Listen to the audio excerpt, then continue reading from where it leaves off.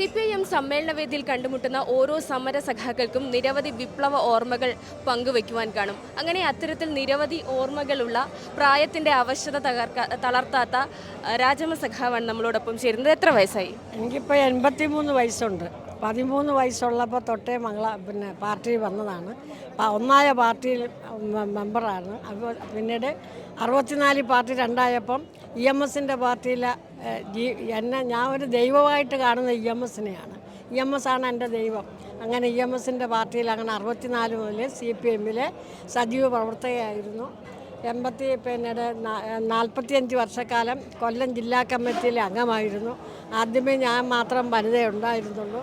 പിന്നെ ഇപ്പോൾ എനിക്ക് സന്തോഷമുള്ളത് 4-5 പേര് ജില്ലാ കമ്മിറ്റി വനിതകളുണ്ടായി.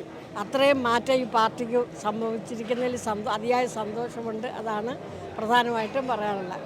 മഹിളാ അസോസിയേഷൻ്റെ കേരള മഹിളാ ഫെഡറേഷൻ്റെ ജില്ലാ സെക്രട്ടറി ആയിട്ടും പ്രസിഡൻ്റായിട്ടും അതുപോലെ അഖിലേന്ത്യാ ജനാധിപത്യ മഹിളാ അസോസിയേഷനായിട്ട് 81 മദ്രാസിൽ വെച്ച് ചേർന്ന സമ്മേളനം തൊട്ട് ഇങ്ങോട്ട് എല്ലാ സമ്മേളനങ്ങളിലും പങ്കെടുത്തിട്ടുണ്ട്.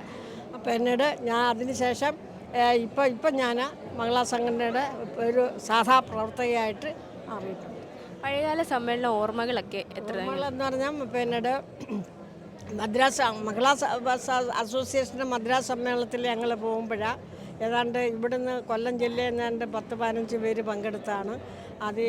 അതിൽ വിവിധ സംസ്ഥാനങ്ങളിൽ നിന്ന് വിവിധ ഭാഷക്കാരും വിദ്യാഭ്യാസം ഉള്ളവരും ഇല്ലാത്തവരും വക്കീലന്മാരും ഡോക്ടർമാരും അടക്കമുള്ള പ്രതിനിധികളെ കാണാനും പരിചയപ്പെടാനും കഴിഞ്ഞു എന്നുള്ള സന്തോഷകരമായ അനുഭവമാണ്. അതിങ്ങോട്ട് നമ്മൾ പരിശോധിച്ച് നോക്കുമ്പോൾ നിരവധി സമ്മേളനങ്ങൾ അനുഭവം സമ്പത്തുള്ള സഖാക്കളുമായിട്ട് പരിചയപ്പെടാനും പ്രവർത്തിക്കുവാനും ഒക്കെ കഴിഞ്ഞ അനുഭവമുണ്ട്. അതാണ് അതുമായി ബന്ധപ്പെട്ട് സൂചിപ്പിക്കാനുള്ളത്. പിന്നെ എന്തോ അറിയണ്ടേ, നേതാക്കളും ഒക്കെ ആയിട്ടുള്ള പഴയകാല നേതാക്കൾ ആരൊക്കെ ആയിട്ടാണ് കൂടുതൽ ബന്ധങ്ങൾ? പിന്നീട് നമ്മുടെ CPIMൻ്റെ സെക്രട്ടറിയായിട്ട് പ്രവർത്തിച്ച CH കണാരൻ സഖാവ് തൊട്ടിങ്ങോട്ട് എല്ലാ നേതാക്കന്മാരെയും ആയിട്ട് അതിൽ ഏറ്റവും കൂടുതൽ അനുഭവമുള്ള EMS ആണ്.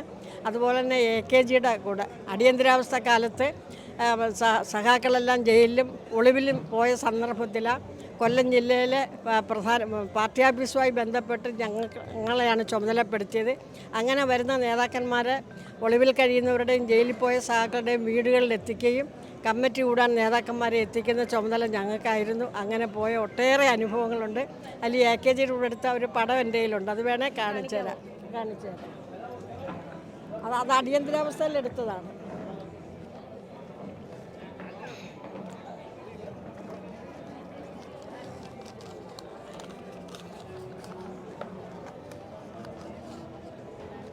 ഇതാണ് എന്നെ എൻ്റെ ബായിനകത്ത് കിടന്നതായിരുന്നു. ഇത് എൻ്റെ ഹസ്ബൻഡ് സുഖമില്ലായിരുന്നപ്പം അദ്ദേഹത്തിനെ കാണാൻ വന്നതാണ്. ഇതാണ് എൻ്റെ ഹസ്ബൻഡ് സുഖമില്ലായിരിക്കുന്നത്. പാർട്ടി ജില്ലാ സെക്രട്ടറി ആയിരുന്നു. NSന് ശേഷം പാർട്ടി കൊല്ലം ജില്ലാ സെക്രട്ടറിയായിട്ട് അദ്ദേഹമായിരുന്നത്. പിന്നെ എനിക്ക് 2 പെൺമക്കളാണുള്ളത്. അപ്പം ഞങ്ങൾ സ്ത്രീധനം കൊടുത്തല്ല ഞങ്ങൾ ആഭരണമൊന്നും ഇല്ലാതെ കല്യാണം കഴിച്ച സാധാ വേഷമാണ്. അതുപോലെ തന്നെ കല്യാണം ആലോചിക്കുന്ന അവസരത്തിൽ ഒരു കാര്യമാണ് അദ്ദേഹത്തിനോട് ഞാൻ പറഞ്ഞത്, പാർട്ടി പ്രവർത്തിക്കുന്നതിന് എതിരുണ്ടാവാൻ പാടില്ല, ആഭരണങ്ങൾ ഞാൻ അണിയത്തില്ല. ഇത് രണ്ടും സമ്മതിച്ചാണ് അങ്ങനെ കല്യാണം കഴിഞ്ഞ് പിന്നെ അദ്ദേഹത്തിൻ്റെ വീട്ടിൽ വരുമ്പോഴാണ് സാധാരണ അമ്മമാർ വിളക്ക് കൊടുത്ത് പെണ്ണിനെ വിളിച്ച് കയറ്റുന്ന നടപടിയുണ്ടല്ലോ. അങ്ങനെ ഞാൻ വന്ന് വെളിയിൽ നിൽക്കുമ്പം അദ്ദേഹത്തിൻ്റെ അമ്മ നിലവിളക്കുമായിട്ട് വന്ന് എന്നെ അടിമുടി നോക്കിയപ്പോൾ ഒന്നുമില്ലാത്ത ഒരു പെണ്ണ് കയറി വന്ന് അമ്മയ്ക്ക് വിഷമം തോന്നി. അമ്മ വിളക്ക് തരാതെ അങ്ങ് കയറിപ്പോയി. അപ്പോൾ അങ്ങനെ നേരം ഒരു മനസ്സിലൊരു വിഷമം തോന്നി. എങ്കിലും പിന്നീട് ആ അമ്മയായിട്ട് 18 വർഷക്കാലം അമ്മ എന്നെ പൊന്നുപോലെ സ്നേഹിക്കുകയും ഞാൻ അമ്മയെ സ്നേഹിക്കുകയും ചെയ്ത ഒരു അതൊരു അത്ഭുതമാണ്. അങ്ങനെ കല്യാണം കഴിഞ്ഞ് 2 പെൺമക്കളാണുള്ളത്. മൂത്ത മോള് ബിന്ദുവാണ്. ഇളയത് ആൺപിള്ളേരില്ലാത്തുള്ള ഇളയതിന് പേര് ബിജു എന്ന് പേരിട്ട് അങ്ങനെ ഉണ്ട്. 2 മക്കൾക്കും സ്ത്രീധനം കൊടുത്തല്ല കല്യാണം കഴിച്ച, ആർഭാടമില്ലാത്ത കല്യാണം. ഇളയ മോടെ കല്യാണത്തിന് EMS ആണ് അന്ന് പങ്കെടുത്തത്. മൂത്ത മോടെ കല്യാണത്തിന് എല്ലാ നേതാക്കന്മാരും ഗൗരിയമ്മയും VS എല്ലാവരും ഉള്ള നേതാക്കന്മാർ പങ്കെടുത്തു. അങ്ങനെ ആർഭാടമില്ലാത്ത കല്യാണം ഞങ്ങൾ നടത്തിയതുപോലെ ഞങ്ങളുടെ മക്കളെയും നടത്തി. ഈ പാർട്ടിയുമായിട്ട് ഞാൻ നേരത്തെ സൂചിപ്പിച്ചതുപോലെ EMS ആണ് എൻ്റെ ദൈവം. ഈ പാർട്ടി വളർന്നത് ഈ രാജ്യത്തെ പാവപ്പെട്ട പട്ടിണി പാവങ്ങൾക്ക് ഒട്ടേറെ ഗുണങ്ങൾ ഈ പാർട്ടി 57 EMSൻ്റെ ഗവൺമെൻറ് അധികാരത്തിൽ വന്നതടക്കം ഇങ്ങോട്ട് നോക്കിയാൽ കേരളത്തിൽ എന്നൊക്കെ ഇടതുപക്ഷ മുന്നണി ഗവൺമെൻറ് അധികാരത്തിൽ വന്നിട്ടുണ്ടോ അന്നൊക്കെ കൊണ്ടുവന്ന പുരോഗമനപരമായ നടപടികളുടെയൊക്കെ ഫലമായിട്ടാണ് കേരളം ഇന്നിത്ര മനോഹരമായ കേരളമായി മാറ്റിയെടുക്കാൻ കഴിഞ്ഞത്. പാവപ്പെട്ടവർക്ക് കർഷക തൊഴിലാളിക്ക് പെൻഷൻ കൊടുത്തത്, അതുപോലെ തന്നെ വിദ്യാഭ്യാസമില്ലാത്ത സാക്ഷരതാ പ്രസ്ഥാനം കൊണ്ടുവന്നത്, അതുപോലെ വീടില്ലാത്തവർക്ക് ലക്ഷം വീട് പദ്ധതി അടക്കം നടപ്പിലാക്കി. ഇന്നിപ്പോൾ വീടില്ലാത്ത ഒരാൾ പോലും കേരളത്തിൽ ഉണ്ടാവാൻ പാടില്ലെന്നാണ് ഇന്നത്തെ മുഖ്യമന്ത്രി പിണറായി സഖാവ് പറയുന്നത്. അങ്ങനെ മുഴുവൻ ആളുകൾക്കും വീടും കൃഷി ചെയ്യാൻ ഭൂമിയും ഒക്കെ നൽകുന്ന ഒരു സ്ഥിതിവിശേഷം കേരളത്തിലുണ്ടായത് ഇടതുപക്ഷ ജനാധിപത്യ മുന്നണി ഗവൺമെൻറ് മാറി മാറി കേരളത്തിൽ അധികാരത്തിൽ വന്നപ്പോൾ കൊണ്ടുവന്ന പുരോഗമനപരമായ നടപടിയുടെ ഫലമായിട്ടാണ്. അങ്ങനെ 50 രൂപ പെൻഷൻ കൊടുത്ത ആ പദ്ധതി ഈ ഗവൺമെൻറ്റുകൾ വന്നപ്പോൾ മാറി മാറി വന്ന സന്ദർഭത്തിൽ പിന്നീട് നമുക്കറിയാം UDFൻ്റെ ഭരണകാലത്ത് 18 മാസം കുടിശ്ശിക വരുത്തിയ പെൻഷൻ കൊടുക്കാതിരുന്നത്. ഈ പിണറായി ഗവൺമെൻറ് ആദ്യമേ അധികാരത്തിൽ വരുമ്പോൾ ആ 18 മാസത്തെ കുടിശ്ശിക തീർത്ത് കൊടുത്തുകൊണ്ട് ആ പെൻഷൻ 600 രൂപ എന്നുള്ളത് പടിപടിയായി മാറ്റി ഇന്നിപ്പോൾ 1600 രൂപ വൃദ്ധജനങ്ങൾക്ക് കിട്ടുന്ന ഒരു സ്ഥിതിവിശേഷം വന്ന. അപ്പം അങ്ങനെ പട്ടിണി മാറ്റാനും വീടില്ലാത്തവർക്ക് വീടും പാർപ്പിട പ്രശ്നം അടക്കം പരിഹരിക്കുന്നതിനാവശ്യമായ ഒരു സ്ഥിതിവിശേഷം ഇടതുപക്ഷ ജനാധിപത്യ മുന്നണി കേരളത്തിൽ അധികാരത്തിൽ വരുമ്പോഴും ഈ കമ്മ്യൂണിസ്റ്റ് പ്രസ്ഥാനം നടത്തിയ പോരാട്ടത്തിൻ്റെയൊക്കെ ഫലമായിട്ടാണ്. നിരവധി സഹാക്കൾ കൊല്ലം ജില്ലയിൽ നിരവധി സഹാക്കൾ രക്തസാക്ഷികളായിട്ടുണ്ട്. ശ്രീകുമാർ അടക്കം ഉള്ള സഖാക്കൾ രക്തസാക്ഷികളായിട്ട് വന്നിട്ടുണ്ട്. അങ്ങനെ നിരവധി രക്തസാക്ഷികളെ അടക്കം ഞങ്ങൾക്ക് കൊടുക്കേണ്ടി വന്നു. അങ്ങനെ നിരവധി സഹാക്കൾ സമരത്തിൽ മിച്ചഭൂമിക്ക് വേണ്ടി നടത്തിയ ഐതിഹാസികമായ പോരാട്ടമുണ്ട്. പല സഹാക്കളും മഹിളാ സഹാക്കൾ ആയിരക്കണക്കിന് ആളുകൾ മിച്ചഭൂമി സമരത്തിൽ പങ്കെടുത്ത് കൈക്കുഞ്ഞുങ്ങളെ ബന്ധിക്കൊണ്ട് ആ സമരത്തിൽ പങ്കെടുത്ത് നൂറുകണക്കിന് ആളുകൾക്ക് ജയിൽവാസം അനുഭവിക്കേണ്ടി വന്നു.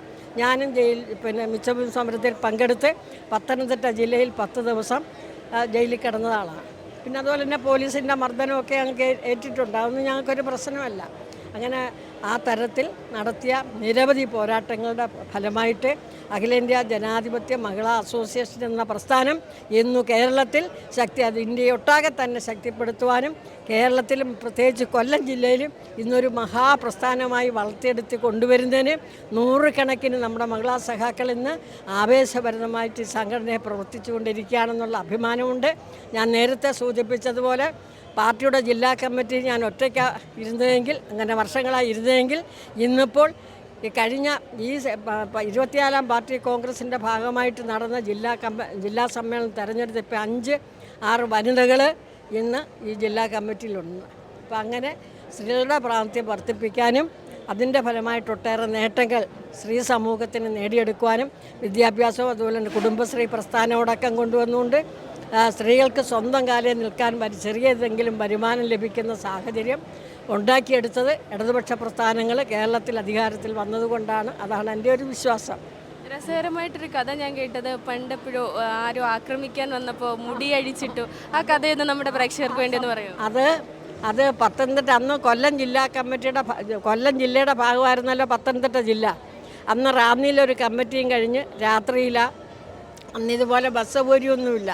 ലാസ്റ്റ് വണ്ടി വന്ന ആ വണ്ടി അടൂർ വന്നപ്പോഴാണ് കേടായ വണ്ടി. അപ്പോൾ അത് ശരിയാക്കി പിന്നെ തിരിച്ച് കയ്യുണ്ടുമുക്കിലെന്ന് പറഞ്ഞാൽ ടൈറ്റാനിയത്തിൻ്റെ മുമ്പിലാണ് ഇറങ്ങുന്നത്.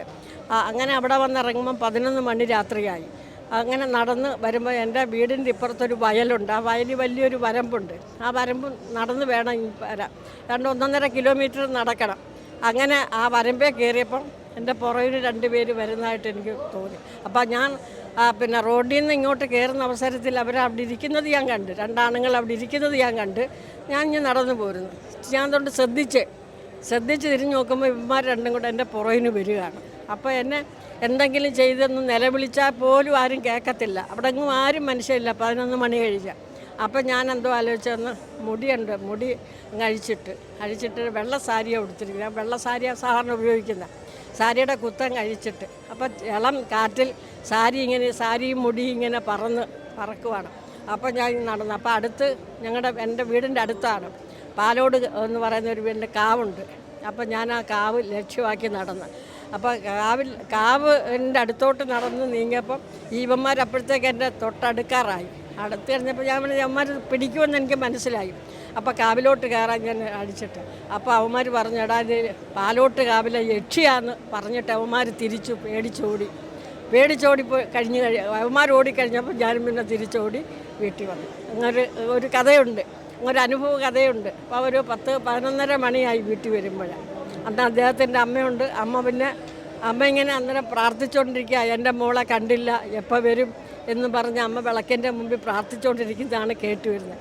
ഞാൻ കയറി വരുമ്പം എനിക്ക് വിളക്ക് തരാതെ പോയ അമ്മ എനിക്ക് വേണ്ടി പ്രാർത്ഥിക്കുന്ന ഒരനുഭവമാണ് എനിക്ക് അന്നേരം ഉണ്ടായത്. തീർച്ചയായും CPM-നെ വ്യത്യസ്തമാക്കുന്നത് ഇത്തരത്തിലുള്ള പ്രവർത്തകരുടെ ആവേശം തന്നെയാണ്. സമ്മേളന നഗരിയിൽ നിന്നും ക്യാമറമാൻ പ്രകാശ് ശിവന്തകിനൊപ്പം സോന കണ്ടത്തിൽ ഫിലിപ്പ്, കൈരളി ന്യൂസ്.